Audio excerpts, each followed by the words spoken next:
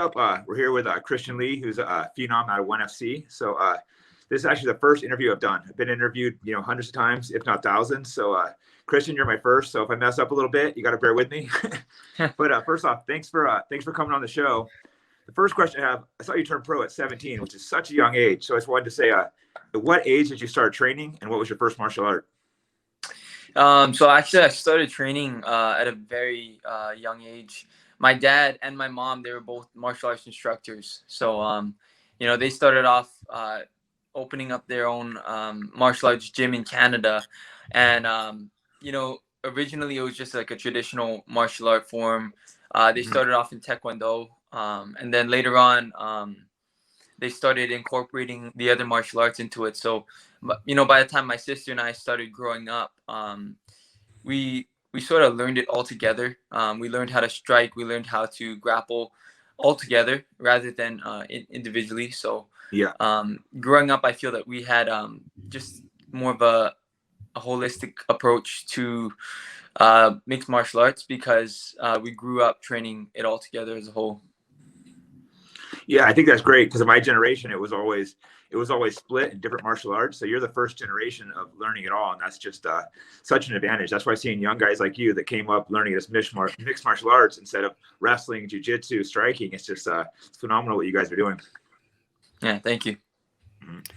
Yeah, man, definitely awesome to see what you're doing. So you break into 1FC at 17 years old, your first fight. What was that like coming in as a 17-year-old? What kind of mental preparation goes into that as a young, just becoming a young man going in and fighting legitimate adult killers?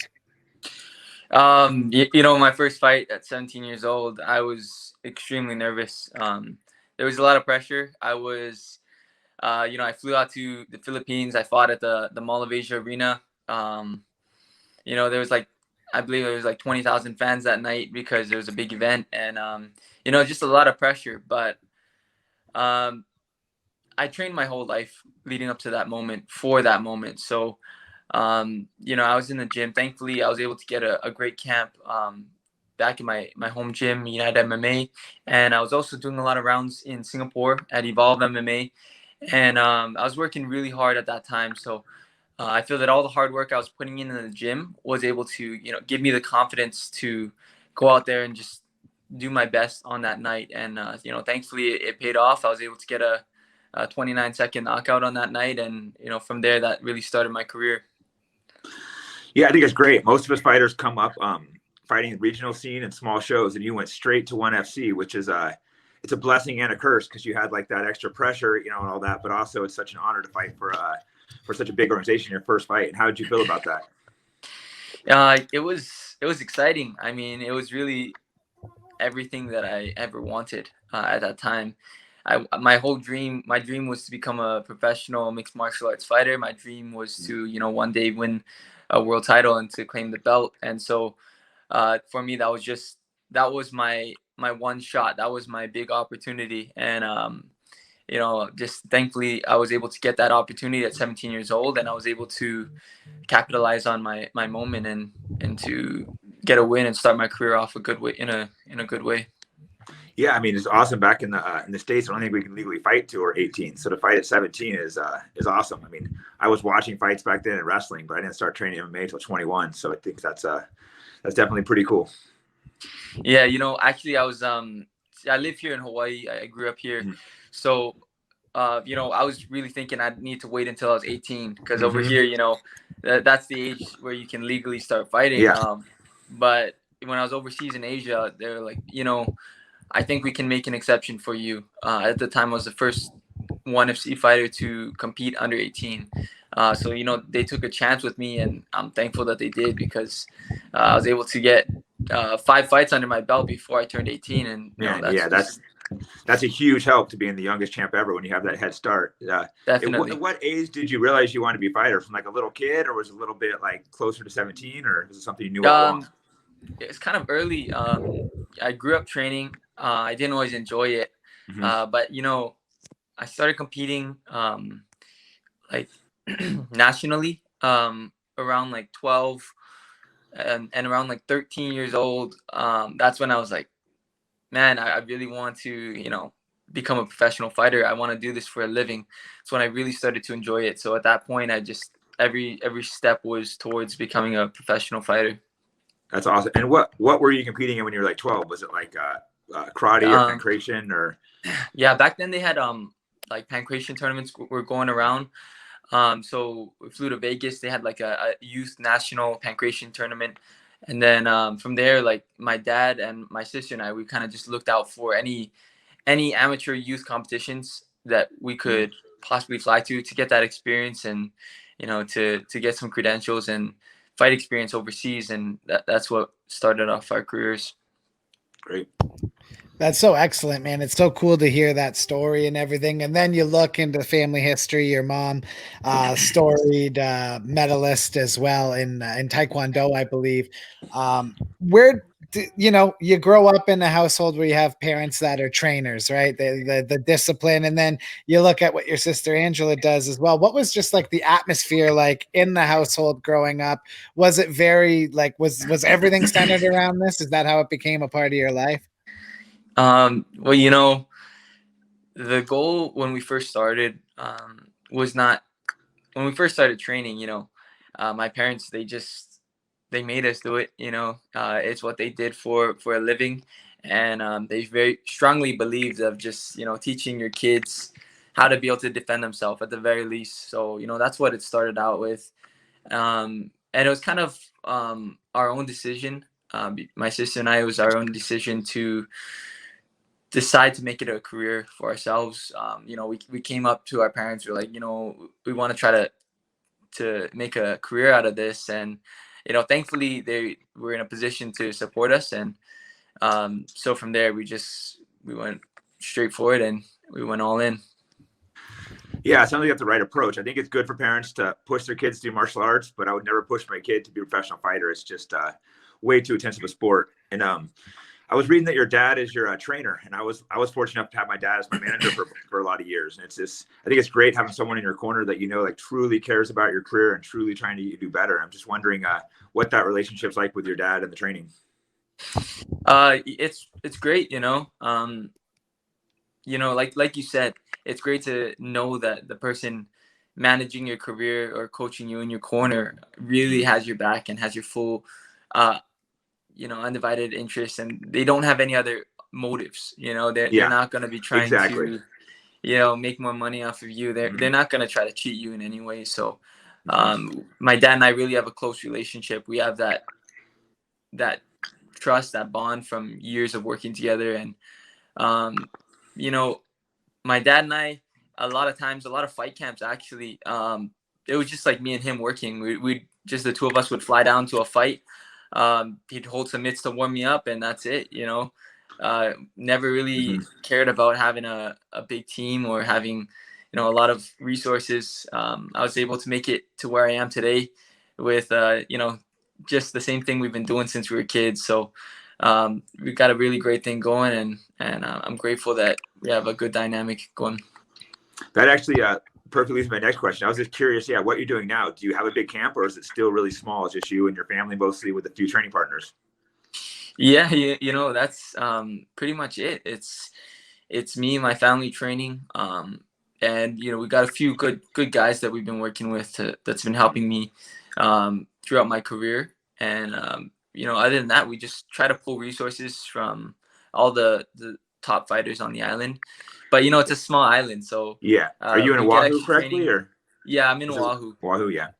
Yeah, so, you know, we get training in when we can. We try to cross train as much as possible, but really all of the main training is just in our gym, just putting in hard work, and it's been paying off so far. So I don't feel any need to leave my camp, leave my gym, and to, you know, go off to a big commercialized gym. Yeah, and I think it's smart. What you're doing is clearly working. You see guys always trying to make changes, but it's not always the super camps can work, but if what you're doing is working, it'd be stupid to go and try to change it. And they said Hawaii is a small island, but it's really a culture. So people love fighting there, and there's a lot of resources for how small it is. Yeah, definitely. Yeah, man. I just wanted to talk about your training a little bit more. I know you said it's harder to remain champion than it is to become champion, because you got to keep that hunger, keep that drive. So you train the same way you always have, but did anything change in the way that you trained? Was there anything you had to fix or wanted to fix even after you won the belt to ensure that you continue to be champion and do what you ultimately want to do? And I think any champion wants to do, and that's clear out the whole division. Well, I would say one thing that I learned throughout this journey so far is I used to really kill myself in the gym. So for me, I was always extremely motivated and determined. So I would be in the gym 5, 6, 7 hours a day, just really killing myself, killing my body. And when I first started my career, I went from fight to fight. I fought 5 times in the first year, and I was really just in camp for, I think, the first 2 years of my career, nonstop, going from fight to fight. So I got a bit burnt out, physically, mentally. And what I did now is it's not that I train any less hard, but I know how to space out my time to get rest, to recover when I need to. And my training is a lot more focused and more purposeful. So instead of spending all that time in the gym, I do a good 3-hour training session, come back again an hour later to do extra workout, and that's it. That's how I've been doing my camps. I go in when I need to work, and after that, I just allow my body to rest and get ready for the next day. So I'm no longer training injured. I'm no longer going into camps, with these nagging injuries that are going to be slowing me down. And I'm allowing myself to reset in between each fight and not face that burnout. So, something I've learned out throughout my career that's really helped is just to listen to my body, give myself that rest that you need, and not kill yourself every single day. It's not always about being the hardest worker if it's not working smart. Yeah, I'm glad you figured that out young. That's something that I dealt with through my career. I've always wanted to do more. I had a tendency to overtrain instead of undertrain, but there's a lot of guys not doing enough. I know you're a guy that's definitely doing enough. So you're the kind of guy that has to worry to pull it back and not do too much and just have yourself feeling drained and tired all the time. So that's definitely the right approach. But moving on to the question, within 1FC, is there anyone you want to fight? Right now, I was able to secure my spot as the lightweight champion and pretty much clear out my division. Whenever they sign a big name, a guy like Eddie, he's definitely a guy that I wanted to fight, once he got signed to the promotion. But, nothing against him, but he's 1-3 in the promotion. And as much as I'd want to fight him, because I think it would be a good draw, really he's got to do more before he gets a title shot. And other than that, I've been thinking about super fights. I would love to go up to welterweight and fight the champ there. So I'm definitely keeping my options open, but right now I'm just enjoying this time at home with my baby, and I'm waiting to see how the division shakes out and to see where the next clear contender comes out. Yeah, like you said with Eddie, it's like, he's a huge name from the UFC, but he's lost a few fights. So it's shown that the guys in the 1FC are at that level. And another question, I spent most of my career outside the UFC. So guys are always asking you about UFC fighters. I know it gets a little bit annoying, but just is there any fighters within the UFC you would like to fight? I was just watching the lightweight title match over the weekend, and you got a lot of respect for I got a lot of respect for those guys over there. But definitely, I feel that it would be a great fight for me, and I would love to fight the champ from UFC. I don't know if that fight would ever happen. If the teams would ever come to terms on that, but right now, Charles Oliveira, he did a great job winning the belt over Michael Chandler. But I'd take that fight in a heartbeat. I would love to watch that fight. That would be exciting. But unfortunately, we're not at a situation yet where the shows are cross promoting. Yeah, definitely. Now, speaking of within your division, Akrayun has come onto the scene a little bit. Do you have your eye on him, or do you think it's still a little bit too much? I mean, he had to fight back-to-back weeks there, and I mean, 2 amazing performances just came out of left field. Is that someone you would keep your eye on, or are you kind of eyeing? And I know you've talked about it before, and you mentioned it, that welterweight belt that seems to really pique your interest at the moment. Well, definitely Okra Yoon. He did a great job in his last two fights. Since being signed to the promotion, he took out Murad Gafurov, who was the former featherweight champ, and then he took out Eddie. So definitely I'll be keeping my eye out on him. But yeah, right now I think if I had to choose, I'd go up to welterweight. Right now I'm just looking to test myself. I want to face the best fighters and give myself the hardest fights, the biggest challenges. So, And that's a title fight right off the hop in your mind, right? You're going up, you're going right to become the double champ. You shouldn't have to fight anyone else. definitely. Yeah, I defended my belt multiple times here at lightweights, and there's no real clear contenders in the welterweight division. I think it's still growing. So, if I was to move up, it would be a straight shot, I believe. Quick question to you about weight. First, what's your walk around weight? And secondly, I've never fought ONE FC, but they're doing the weigh-ins completely different than any other show. Like, what's your thought on that? I know weight cutting has been a big problem to the sport. It's something I always hated. Do you think that's the answer, or do you think there's still a lot of problems with the ONE FC weight cutting?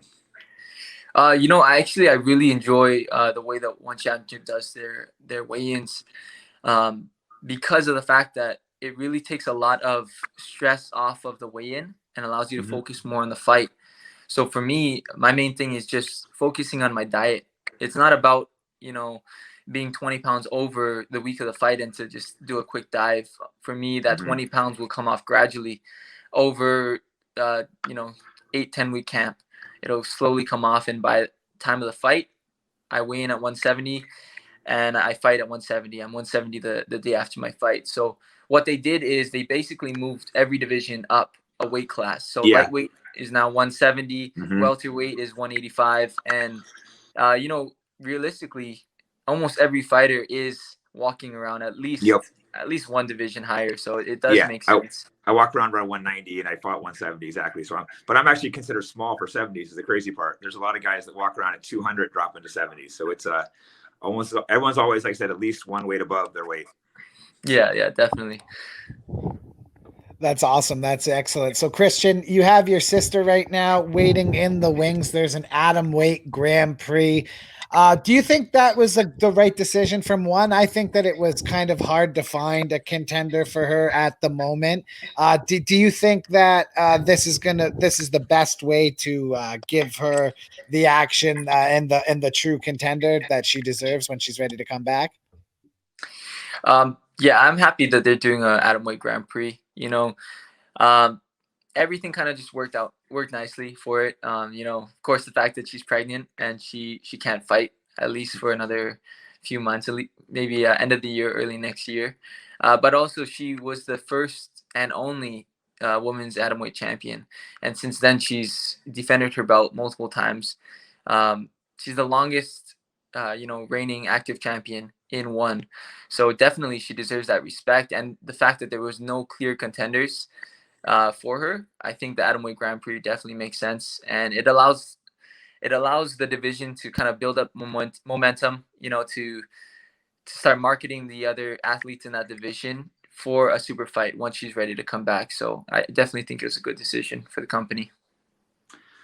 Yeah, I think it's so cool you have your sisters fighting as well. So I was wondering, do you go to your training camps together sort of or completely separate? I know obviously it's hard, being male and female training size differences, but do you guys do a lot of training together? Actually, we still do. The last few camps, we were both training together, actually.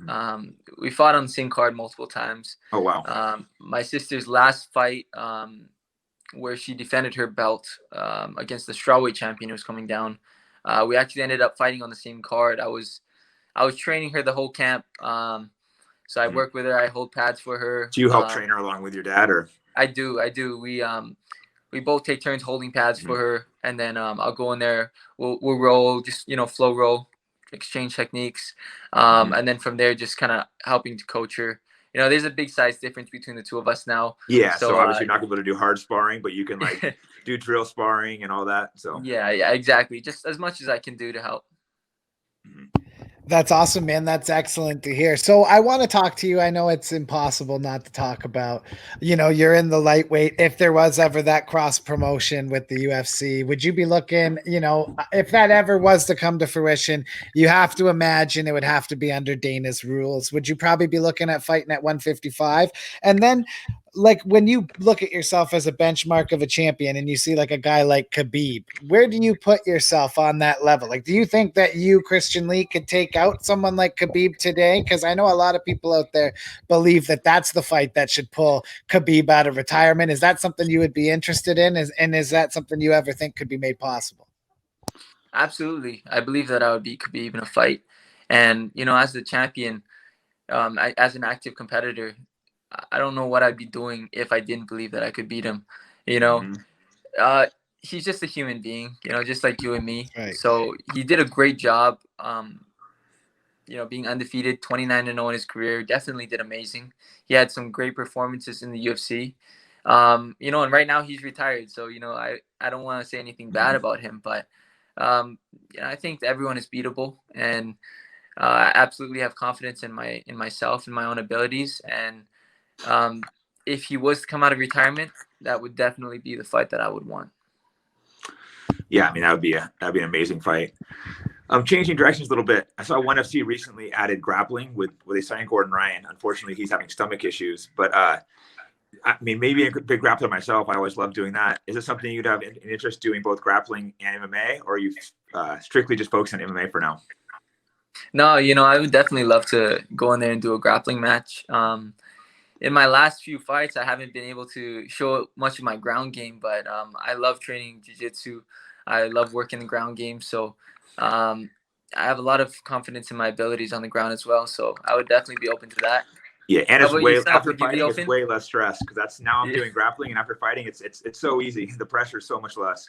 Oh yeah, definitely. I mean, it's still a competition, right? Yeah. But you don't have that kill aspect of getting Mhm. punched in the face. So Yeah, after fighting, I go sometimes a grappling match. You see the guys all nervous, and I'm like, man, I've been like in front of like 50,000 people, 60,000 people getting punched in the face. I'm not worried about a little grappling match. yeah, you gonna go over to ONE and do a grappling match?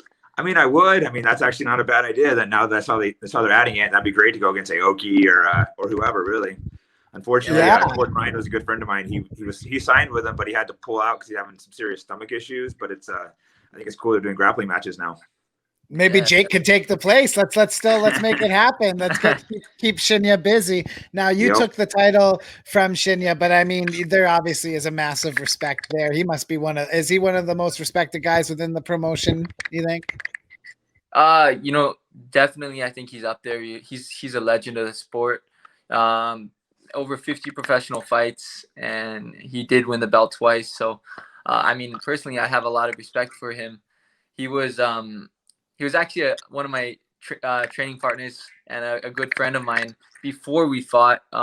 So when he won the belt back from Edward Foliang and then got on the mic and called me out, I was really surprised because we trained together. I was actually in his corner for one of his title defenses. So I was surprised, but I know he's a competitor. Oh, wow. He just wants to challenge himself.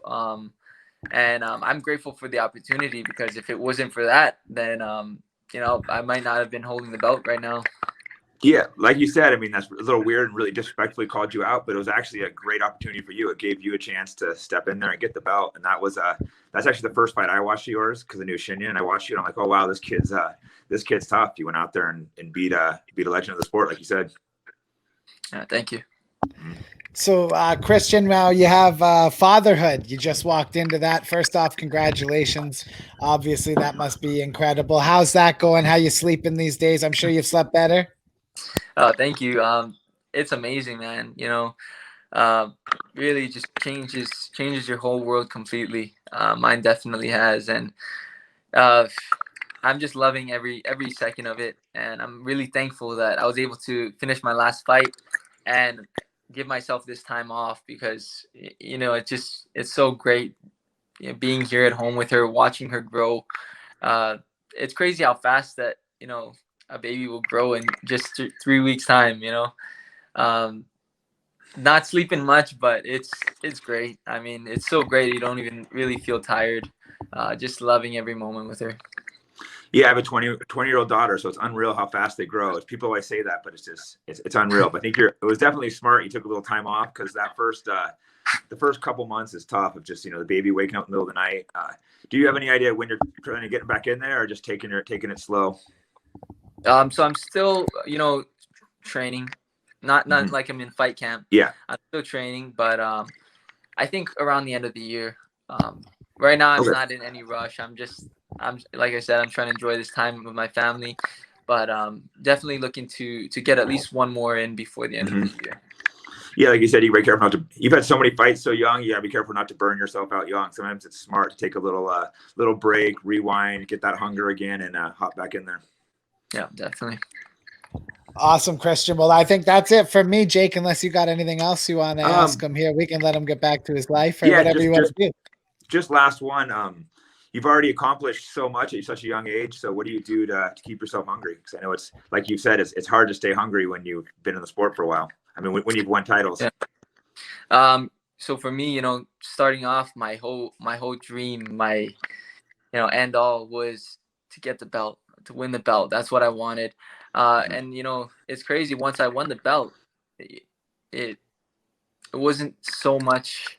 It didn't feel like much of an accomplishment. I mean, I was so proud and I was really happy, but I wasn't done yet. I wanted more.